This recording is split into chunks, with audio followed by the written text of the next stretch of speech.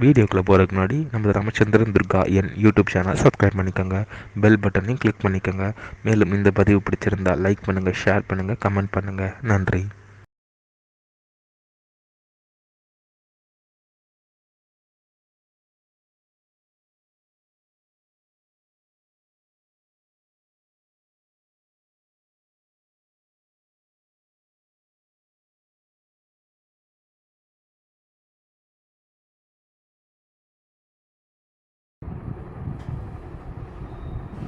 श्रीगुरुभ्यो नमः. हरि ओम. श्री महागणाधिपतये नमः. அனைவருக்கும் முதற்கண் கோடான கோடிய நமஸ்காரங்கள், வணக்கங்கள், வந்தனங்கள். அனைவருக்கும் அன்பு கலந்த இனிய ஆசீர்வாதங்கள். நமது ராமச்சந்திரன் துர்காயன் என்ற யூடியூப் சேனலிலே தமிழ் வருஷம் குரோதி வருஷம் பங்குனி மாதத்தில் நிகழவிருக்கும் பங்குனி உத்திரம் பற்றிய முழு விளக்கம்தான் இன்றைய வீடியோ பதிவு. ஆகவே அனைவரும் இந்த வீடியோ பதிவினை ஆரம்பம் முதல் கடைசி வரை முழுவதுமாக பார்த்து பங்குனி உத்தர தினத்தன்று அதன் பிரகாரம் தங்கள் வாழ்க்கையை கடைபிடித்துக் கொள்ளுமாறு அன்புடன் கேட்டுக்கொள்கின்றேன். ஸ்ரீராமஜியம் பங்குனி உத்தரம் பற்றிய முழு விளக்கம். தமிழ் வருஷம் குரோதி வருஷம் பங்குனி மாதம் 28/12/5125 நாள் 11/4/2025 வெள்ளிக்கிழமை என்று பங்குனி உத்திரம். இந்த பங்குனி உத்திரம்ங்கிறது எதுக்காக அவ்வளவு பெரிய விசேஷம், இதெல்லாம் நம்ம பார்க்க போகிறோம். இந்த பங்குனி உத்திரம்ங்கிறது இந்த பிரபஞ்சத்தில் யார் சிருஷ்டி பண்ணா, சாட்சாத் ஆதிபராசக்தியாக இருக்கக்கூடிய லலிதா பரமேஸ்வரனுடைய கட்டளையை ஏற்று ஸ்ரீ பரமேஸ்வரராகப்பட்டவர் இதை இந்த பிரபஞ்சத்தை உருவாக்கினார். சாட்சாத் பரமேஸ்வரன் தான் பிரபஞ்சத்தை உருவாக்கினது. ஆனால் அவரை உருவாக்கு அப்படின்னு சொன்னது யார்? சாட்சாத் ஆதிபராசக்தி லலிதா பரமேஸ்வரி. இந்த லலிதா பரமேஸ்வரி மகாகாளி, மகாலட்சுமி, மகா சரஸ்வதி. அதாவது பார்வதி தேவி அவதான் மகாகாளி, மகாலட்சுமி, மகா சரஸ்வதி. இந்த 3 அவதாரமாக எடுத்து மகாகாளியாக பரமேஸ்வரரையும், மகாலட்சுமி ஸ்ரீமன் நாராயணரையும், மகா சரஸ்வதி பிரம்மாவையும் விவாகம் செய்து கொள்கிறார்கள். இவர்கள் 3 விவாகம் செய்த தினமானது இந்த பங்குனி உத்திரம் தான். பங்குனி உத்திரத்தில் தான் அவளுக்கு கல்யாணமே ஆச்சு.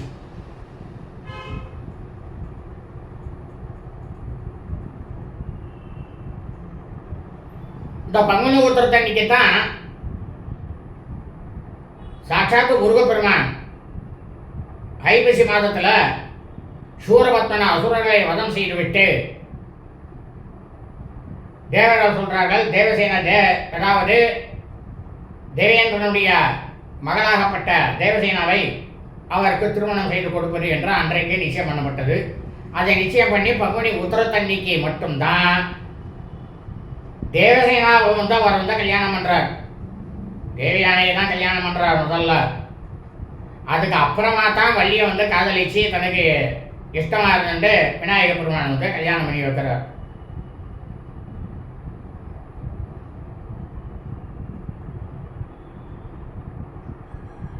அப்ப அன்னைக்கு பார்த்தோம்னாக்க வெறும் தேவயானைக்கு மட்டும்தான் கல்யாணம், வள்ளிக்கு கிடையாது. ஆனா எல்லா கோவிலையும் என்ன பண்றா, வள்ளி தேவயானை வச்சு கல்யாணம் பண்றா. ஆனா இதை திருப்பரங்குன்றத்துல பிரமாதமா பண்றா. ரொம்ப ரொம்ப எனக்கு பிடிச்சது அது ஒண்ணுதான். ஏன்னா திருப்பரங்குன்றத்தில் வள்ளி சன்னதியே கிடையாது. ஏன்னா திருப்பரங்குன்றத்தில் தான் அவருக்கு கல்யாணம் நடந்தது. அங்கே வெறும் தெய்வானை மட்டும்தான் இருப்பா, வள்ளி கிடையாது.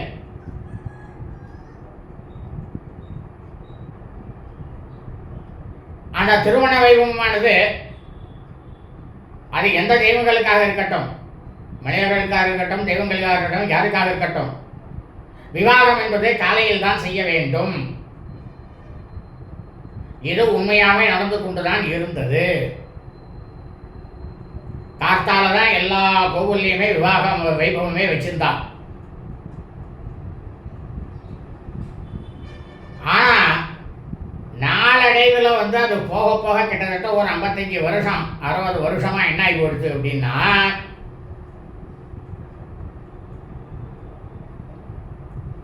எல்லாரும் பணம் என்னும் மாயையிலே மாட்டிக்கொண்டு, அப்ப எல்லாருமே கூட்டமாக தான் வந்திருந்தா. அதுக்கப்புறம் என்ன ஆகி போச்சு, அவா உத்தியோகத்துக்கு அவா ஆற்றுல இருக்கிறவா, வீட்டில் இருக்கிறவா எல்லாரும் 2 பேருமே வேலை செய்ய ஆகிப்போச்சு. கணவன் மனைவி இருவருமே வேலை செய்யறதா ஆகிப்போச்சு. அப்போதான் அந்த குடும்பம் ஓடுற மாதிரி ஆயிடுச்சு நிலைமை. அதனால யாரும் கோவிலுக்கு வர மாட்டேன்றா அப்படின்னுட்டு சாயரட்சையில் வைக்க ஆரம்பிச்சுட்டா. அதாவது சாயரட்சையில் சூரியமானவன் அஸ்தமானது பிறகு எதையுமே செய்யக்கூடாது என்று சாஸ்திரமானது சொல்லப்பட்டுள்ளது. வேத சாஸ்திரத்தையும் சொல்லிருக்கு, ஆகம சாஸ்திரத்தையும் சொல்லியிருக்கு.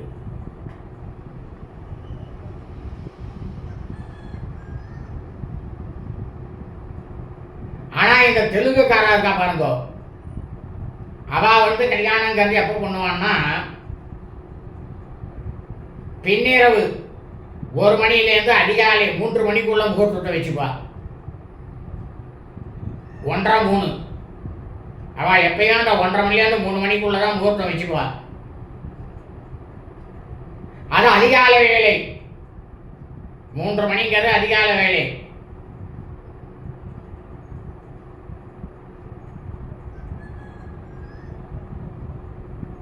அப்போ சூரியன் இல்லையேன்னு கேட்கலாம்.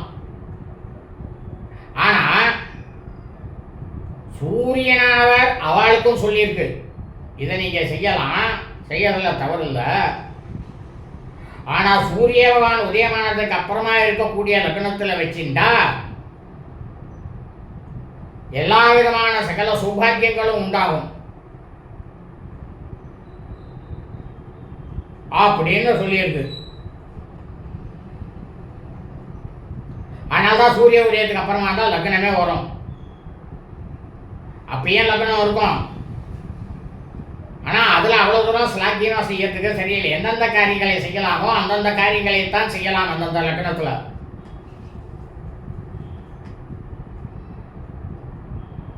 இந்த பங்குனி உத்திர வைபவமானது நாளடைவில் என்ன ஆச்சு அப்படின்னா, வெறும் முருகப்பெருமானுக்கு மட்டும்தான் அப்படின்ற மாதிரி ஒரு மாய தோற்றத்தை உருவாக்கிட்டா. அதே மாதிரி பெருமாள் கோவிலில் எல்லா கோவிலையும் நடந்தது தான் விவாகம் பங்குனி உத்திரத்தன்னைக்கு தெய்வங்களுக்கு. இது சிவனுக்கு மட்டும்தான், பெருமாளுக்கு கிடையாது அப்படின்னு அது ஒரு மாதிரி ஒரு மாய தோற்றத்தை உருவாக்கி அதுவும் இப்போ அப்படிதான் நடந்துருக்கு. ஆனால் அப்படி கிடையவே கிடையாது. தெய்வங்கள் எல்லாரும் ஒரே இதுதான். அது நாராயணா இருக்கட்டும், பரமேஸ்வரனா இருக்கட்டும், பிரம்மாவா இருக்கட்டும், எல்லா தெய்வங்களும் ஒரே தெய்வம் தான். எல்லாருக்கும் ஒரே மாதிரி தான். ஆனால் அவளுடைய செயல்கள் தான் மாறும். நம்ம மனுஷன் பிரிவினை பண்றோம் தெய்வத்தையே.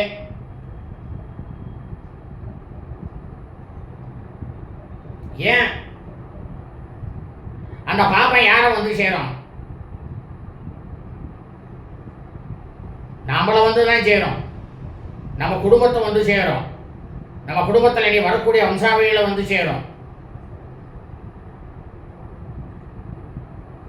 எல்லா தெய்வமும் ஒன்று தானே.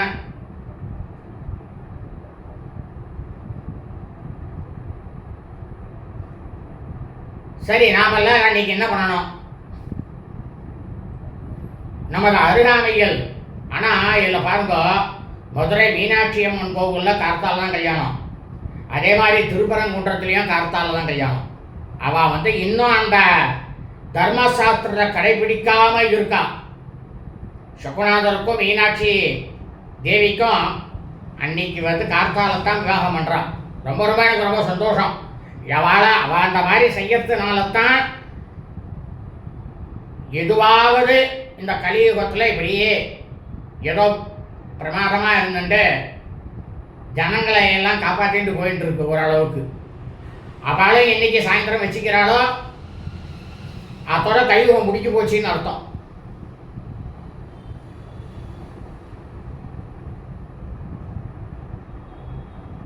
சாயந்தரம் பண்ணுறதுங்கிறது ஆலயத்தில் 2ஆம் பட்சம்தான்.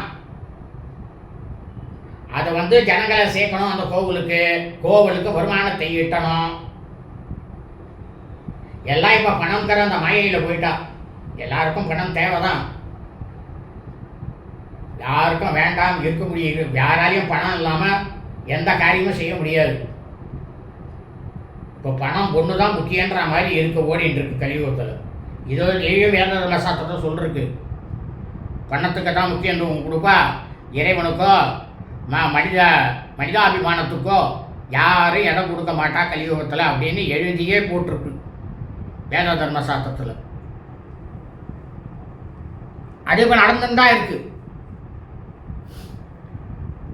அப்போ நாம் எல்லாரும் இன்னைக்கு என்ன பண்ணணும்? நமது அருகாமையில் உள்ள கோவில்களில், ஆலயங்களில், எந்த ஆலயங்களில் சுவாமிக்கு விவாகம் செய்கிறாளோ அந்த கோவிலுக்கு போயிட்டு சுவாமிக்கு நல்ல பிரமாதமான பட்டு வேஷ்டி, பட்டு துண்டு, அம்பாளுக்கு ஜம்முன்னு ஒரு பட்டு புடவை, பட்டு ரவிக்க பிட்டு, சுவாமிக்கு புஷ்பமாலை, அம்பாளுக்கு புஷ்பமாலை எல்லாம் வாங்கி கொடுத்து அங்கே அந்த வைபவத்தில், விவாக வைபவத்தில், திருமண வைபவத்தில் எத்தனை சுமங்கலிகள் வந்திருக்காளோ அத்தனை சுமங்கலிகளுக்கும் எப்போவே இதை ஒன்று ஞாபகம் வச்சுக்கோ. ஒருத்தருக்கு நம்ம வீட்டில் ஜாக்கெட் பெட்டு கொடுக்குறோம் அப்படின்னாக்கா ரவிக்க பெட்டு, அந்த ரவிக்க பெட்டை கொடுக்கும் பொழுது அந்த ரவிக்க துணியை வச்சு அது மேலே வெத்தலை, களிப்பாக்கு, 2 கிழங்கு மஞ்சள் வைக்கணும். ஒரு குண்டு மஞ்சள் வைக்கக்கூடாது, 2 குண்டு மஞ்சள் வைக்கணும், கிழங்கு மஞ்சள். எப்போவே சரி, சாதாரணமாக நீங்கள் யாருக்காவது வெத்தலை பாக்கு கொடுக்குறதா இருந்தால் கூட சுமங்கலிகளுக்கு 2 கிழங்கு மஞ்சள் வைக்கணும், 2 வாழைப்பழம், வளையல், சீப்பு, திருமங்கல்ய சரடு இதெல்லாம் வச்சு எல்லாருக்கும் அதில் வெறும் ஒரு ரூபா காயின், அந்த 1 ரூபா காயினை வச்சு எத்தனை பேர் வந்திருக்காளோ எல்லாருக்கும் நல்லா வசதியாக இருக்கிறவா மொத்த சுமங்கலிகளுக்கும் கொடுங்க.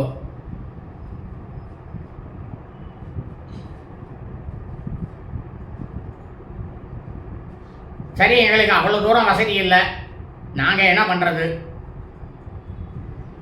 வசதி இல்லாதவா ஒரு 9 சுமங்கலிகளுக்கு இதே போல் ரவிக்க துணியை வச்சு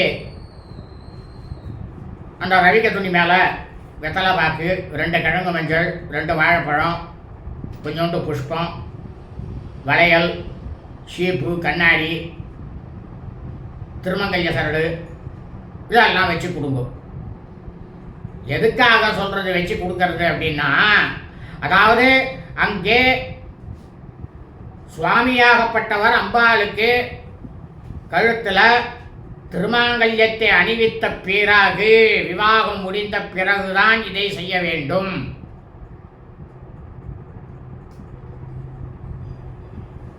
இது செய்யறதுனால என்ன பலன்? உங்களுக்கு உங்களுடைய பர்த்தாவாகப்பட்டவர் உங்களை பிரியாமல் இருப்பார்.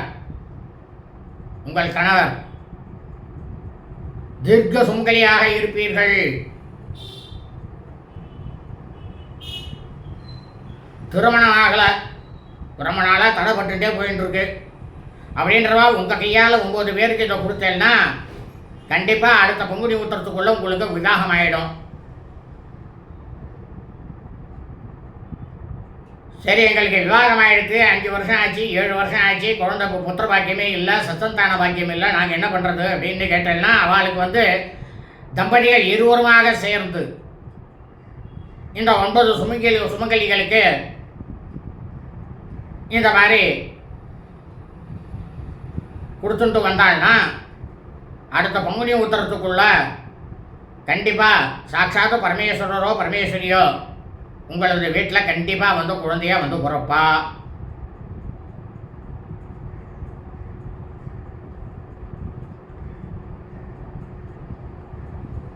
ஆனால் அன்றைக்கி முழுக்க என்ன பண்ணணும் அப்படின்னாக்கா, கார்த்தாலேயே நம்ம வீட்டில் முதல்ல நம்ம இல்லத்தில் இருக்கக்கூடிய கிரகத்தில் இருக்கக்கூடிய பூஜை அறையில் இருக்கக்கூடிய தெய்வத்திற்கு சக்கரை பொங்கல் வச்சு நைவேத்தியம் பண்ணுங்க முதல்ல. ஏன்னா முதல்ல வீட்டு தெய்வத்தை வணங்காமல் மற்ற எந்த கோவிலுக்கு போனாலும் எந்த பிரயோஜனமும் கிடையாது. நான் அந்த கோயிலுக்கு போகிறேன் இந்த கோயிலுக்கு போகிறேன் அப்படின்னு சொல்லிட்டு நம்ம வீட்டில் இருக்கிற தெய்வத்தை வந்து எந்த விதமான இதுவும் செய்யாமல் அங்கே போய் நான் போய் அவ்வளோ தூரம் கொண்டாடுறேன் அவ்வளோ தூரம் பண்ணுறேன் அப்படின்னா அது வந்து பிரயோஜனம் இல்லை. அது என்ன அர்த்தம் அப்படின்னாக்கா, நமது தாய் தகப்பனாரையே நம்ம வந்து அவமதிக்கிறது தான் அர்த்தம். இதை நல்லா புரிஞ்சுக்கோ. இதான் தர்மசாஸ்திரம் சொல்கிறது வேதத்திலேயே.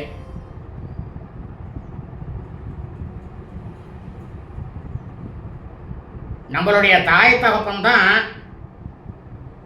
நம்ம கிரகத்தில் வீட்டில் பூஜை அறையில் இருக்கக்கூடிய தெய்வம். அப்போ இதை நம்ம சரியில்லைனாக்கா அங்கே செஞ்சு போய் செஞ்சு பிரயோஜனம் இல்லைங்கிறது சரியாக போச்சு பார்த்தல.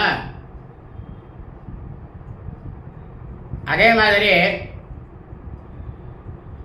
ஜாதகத்தில் பார்த்துட்டு நீங்கள் கோதானம் பண்ணணும்னு சொல்லுவாள். தாயார் தகப்பனாரை கவனிக்காமல் கோதானம் பண்ணி பிரயோஜனமே கிடையாது. நீ எப்பேற்பட்ட தானமாக இருக்கட்டும், நீ எந்த தானம் பண்ணாலும் பண்ணு.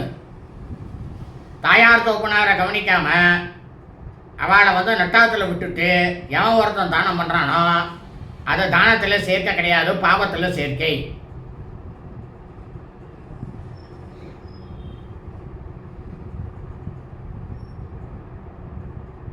இந்த பங்குனி உத்திரங்கிறது மொத்தத்தில் என்ன விசேஷம் அப்படின்னாக்க, அனைத்து தம்பதிகளாக இருக்கக்கூடிய தெய்வங்களுக்கும் ஆலயங்களிலும் நிச்சயமாக அந்த உற்சவமூர்த்தியாக இருக்கக்கூடிய தெய்வங்களுக்கு விவாகம் செய்ய வேண்டும். இது வந்து கோவிலில் இருக்கிற அர்ச்சகர்கள் எல்லாருக்கும் அடியனுடைய பணிவான வேண்டுகோள். இந்த கோவிலில் தான் செய்யணும் அந்த கோவிலில் தான் செய்யணுங்கிறது இல்லை. எந்த கோவிலில் வந்து மூலஸ்தானமானது சுவாமி அம்பாள் 2 பேர் இருக்காளோ அந்த கோவிலெல்லாம் நிச்சயமாக கண்டிப்பாக செய்யணும். பிரதானமாக இருக்கிற கர்ப்பகிரகம்.